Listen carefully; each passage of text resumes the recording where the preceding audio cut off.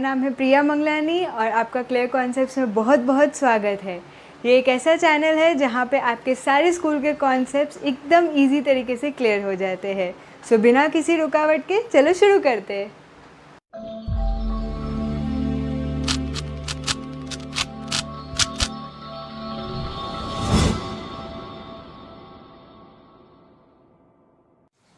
Okay, सो आज हम लोग साइंस का लेक्चर 1 का lesson number 1 living world and classification of microbes करने वाले।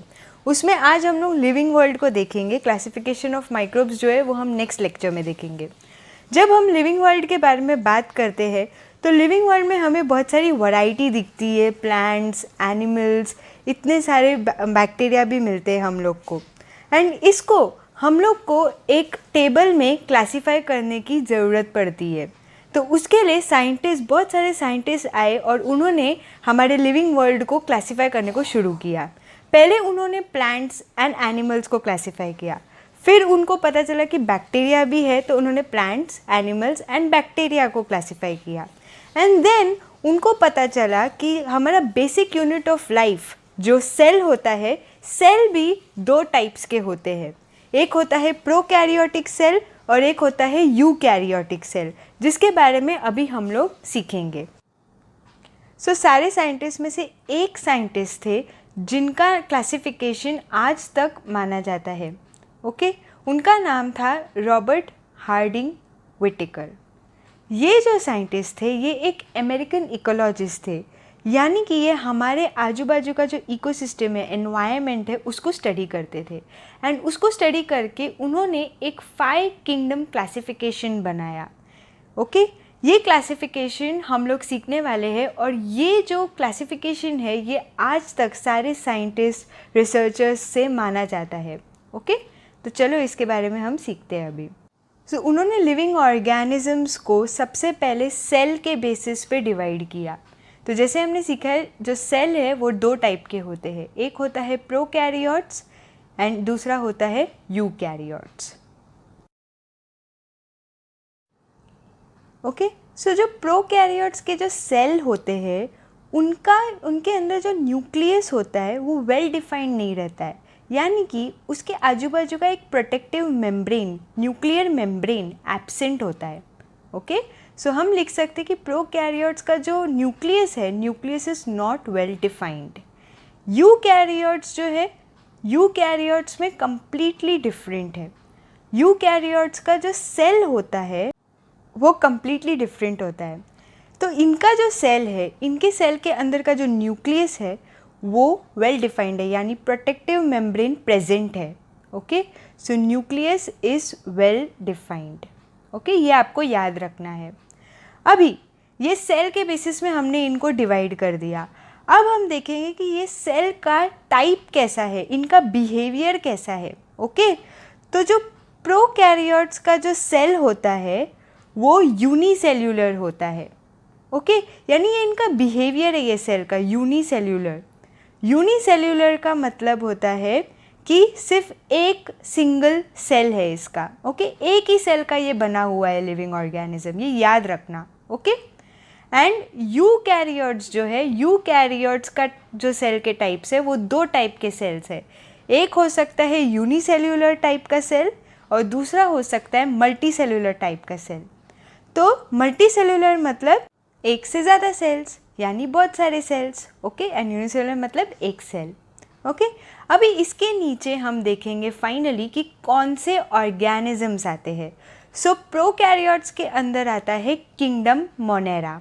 ओके, किंगडम मोनेरा कुछ नहीं है, सिर्फ और सिर्फ उसका मीनिंग है बैक्टीरिया। ओके, किंगडम मोनेरा के अंदर आपको सारे बैक्टीरिया मिलेंगे। ओके, यूकैरियोट्स में सबसे पहले यूनिसेल्यूलर में आता है किंगडम प्रोटिस्टा। किंगडम प्रोटिस्टा में भी बैक्टीरिया ही है, सिर्फ डिफरेंस यही है कि वो किंगडम मोनेरा के मुकाबले ज़्यादा अपडेटेड है, ज़्यादा ऑर्गेनाइज्ड है। ओके, बस। एंड मल्टी सेल्यूलर में आते हैं 3 बड़े बड़े किंगडम्स। फर्स्ट किंगडम है हमारा किंगडम फंगाई या फिर फंगस। सेकेंड किंगडम है हमारा किंगडम प्लांटे या फिर प्लांट्स। एंड थर्ड किंगडम है हमारा किंगडम एनिमेलिया या फिर एनिमल्स।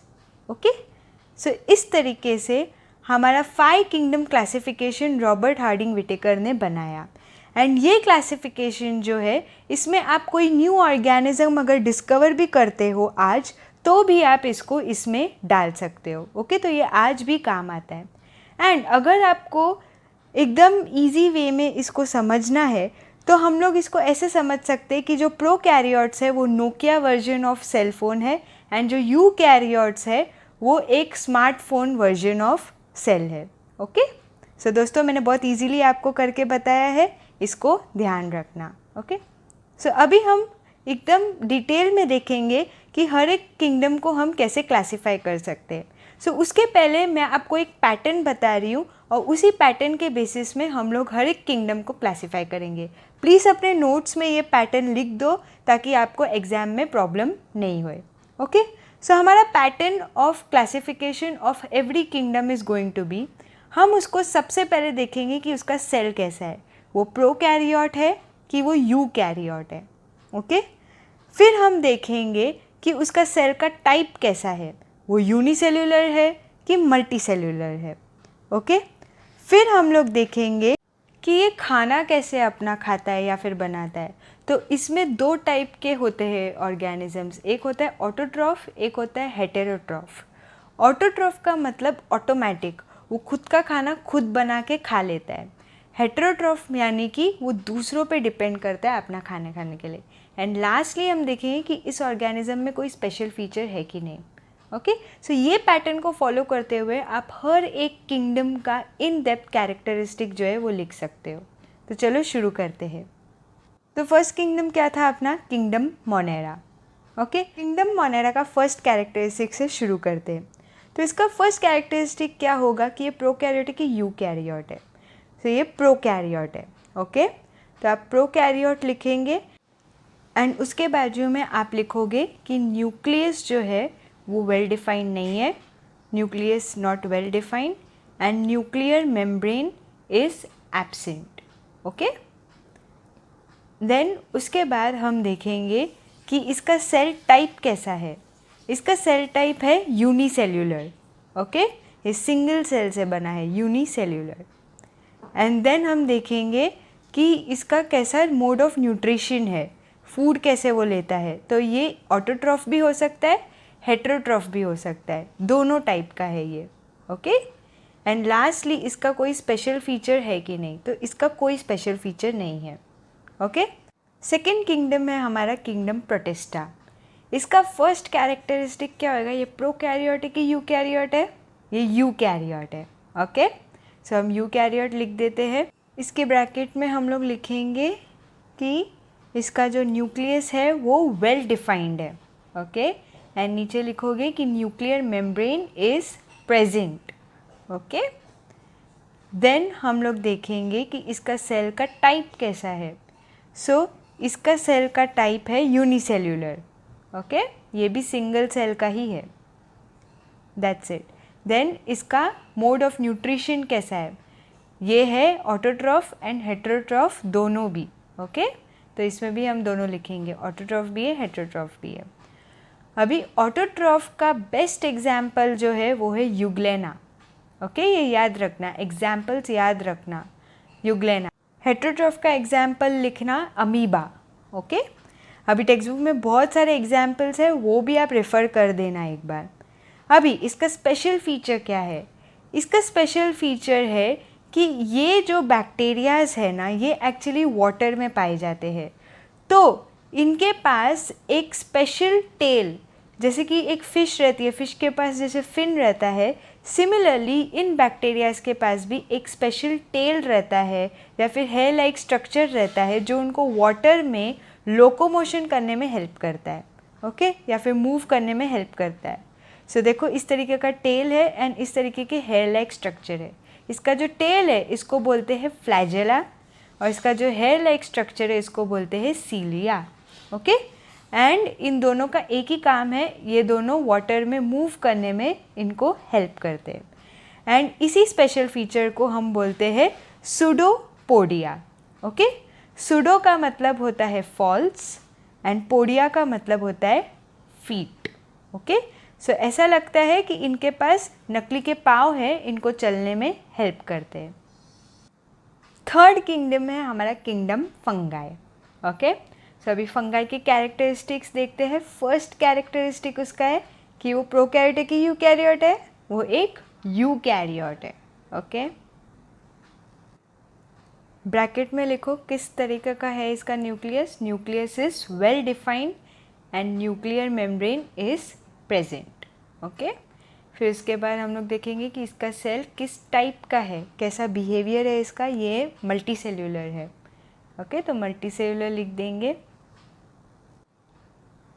फिर हम देखेंगे कि इसका मोड ऑफ न्यूट्रिशन कैसा है, ये खाना कैसे खाता है। ये एक हेटेरोट्रॉफ है, ये दूसरों के ऊपर डिपेंड करता है अपने खाना खाने के लिए। ओके, एंड इसी के ऊपर इसका स्पेशल फीचर भी है। सो ये किसको खाता है, ये डेड डिकेइंग मैटर को खाता है। जो भी मरे हुए लिविंग थिंग्स रहेंगे, जो मर चुके हैं, उनको खा के ये ग्रो होता है। एंड इसीलिए इसे कहा जाता है सैप्रोफाइटिक। सैप्रो का मतलब डेड। ओके, सो ये डेड, जो भी डेड ऑर्गेनिजम्स है उनको खा के ग्रो होता है। इसका बेस्ट एग्जाम्पल अगर मैं आपको दूंगी तो इसका बेस्ट एग्जाम्पल है मशरूम, या फिर ब्रेड पे ग्रो होने वाला जो फंगस होता है ना, वो उसको हम मोल्ड भी बोलते हैं। ओके, सो मशरूम आपको हमेशा उसी जगह पे ग्रो होते हुए दिखेगा जहाँ पे मरे हुए ऑर्गेनिजम्स है। तो अगर कोई सॉइल है उसमें बहुत सारे मरे हुए ऑर्गेनिजम्स है तो वहाँ पे मशरूम ग्रो होते हुए आपको दिखेगा। ठीक है, तो ये इसका फर्स्ट स्पेशल फीचर है। इसका एक और स्पेशल फीचर है जो मैंने आपको बताया कि जो ब्रेड पे फंगस जो ग्रो होता है, जो मोल्ड है, वो आपको कॉटन जैसा, रुई जैसा दिखेगा, राइट। सो हम लिखेंगे कि fungus has thread like structures. रुई जैसा दिखता है, वो कॉटन जैसा दिखता है। और ये जो इसका मल्टी सेल्यूलर है, करेक्ट, हमने अभी अभी लिखा है कि फंगस जो है मल्टी सेल्यूलर है। तो ये जो मोल्ड है जो ब्रेड पे ग्रो होता है, उसके हर एक सेल के अंदर न्यूक्लियस रहता है। तो अगर हम देखेंगे तो ये एक स्पेशल फीचर हो गया क्योंकि इसके हर एक सेल के अंदर न्यूक्लियस है। तो बहुत सारे न्यूक्लियस इसके सेल के अंदर पाए जाते हैं। सो ये इसका सेकंड स्पेशल फीचर है। ओके, सो ये याद रखना, इसके दो फीचर्स है, एक कि ये डेड ऑर्गेनिजम्स को खाता है एंड ग्रो होता है, एंड दूसरा कि इसके पास बहुत सारे सेल्स हैं और हर एक सेल के अंदर बहुत सारे न्यूक्लियस है। ओके, आज के लेक्चर में हमने सीखा कि एक बहुत ही इंटरेस्टिंग साइंटिस्ट थे रॉबर्ट हार्डिंग व्हिटेकर, एंड उनका 5 किंगडम क्लासिफिकेशन हमने सीखा। फिर हमने हर एक किंगडम का कैरेक्टरिस्टिक्स सीखा है। सो आपको आज का लेक्चर कैसे लगा, नीचे कमेंट सेक्शन में लिख के ज़रूर बता देना। अगर आपने इस वीडियो को अभी तक लाइक नहीं किया तो किसके लिए रुके हो, लाइक कर दो। एंड इस वीडियो को जितने फ्रेंड्स तक शेयर कर सकते हो उतने फ्रेंड्स को शेयर करो ताकि उनकी भी दिमाग की बत्ती आपके जैसे खुल जाए। लास्टली, अगर ये वीडियो आपको किसी भी वे में हेल्प किया है तो प्लीज़ इस चैनल को सब्सक्राइब कीजिएगा, हमें इससे बहुत खुशी होगी। Thank you.